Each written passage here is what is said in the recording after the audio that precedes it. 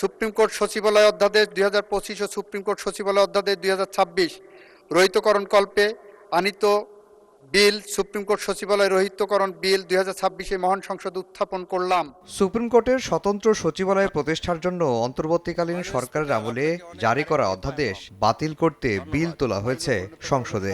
সোমবার আইনমন্ত্রী আসাদুজ্জামান বিলটি উপস্থাপন করেন। এ নিয়ে বৃহস্পতিবার অথবা শুক্রবার সংসদে আলোচনা হবে।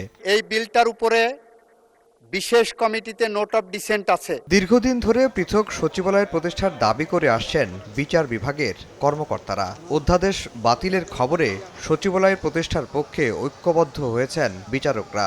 এক বিবৃতির মাধ্যমে বিচারকদের সংগঠন বাংলাদেশ জুডিশিয়াল সার্ভিস অ্যাসোসিয়েশন জানিয়েছে, বিচার বিভাগের স্বাধীনতা সুদৃঢ় করার ক্ষেত্রে পৃথক সচিবালয় যুগান্তকারী পদক্ষেপ।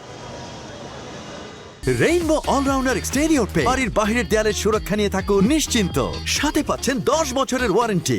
এমন আলোচনার মধ্যেই অধস্তন আদালতের নিয়ন্ত্রণ নিয়ে পূর্ণাঙ্গ রায় প্রকাশ করল দেশের উচ্চ আদালত। 185 পৃষ্ঠার রায়ে বলা হয়েছে, বিচারক ও বিচার বিভাগীয় কর্মকর্তাদের কর্মস্থল নির্ধারণ, ছুটি, পদোন্নতি সুপ্রিম কোর্টের হাতে ন্যস্ত হবে। 3 মাসের মধ্যে প্রতিষ্ঠা করতে হবে পৃথক সচিবালয়।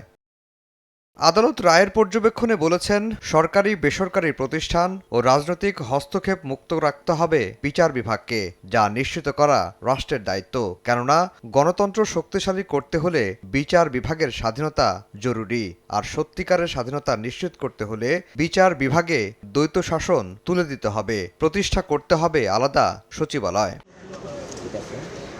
যদিও অধস্তন আদালতের নিয়ন্ত্রণ নিয়ে হাইকোর্টের সংক্ষিপ্ত রায়ের পর গত বছরের 11 ডিসেম্বর উদ্বোধন করা হয় সুপ্রিম কোর্টের পৃথক সচিবালয়। এ সংক্রান্ত আদেশ সংসদে বাতিল হলে আটকে যাবে সচিবালয়ের কার্যক্রম।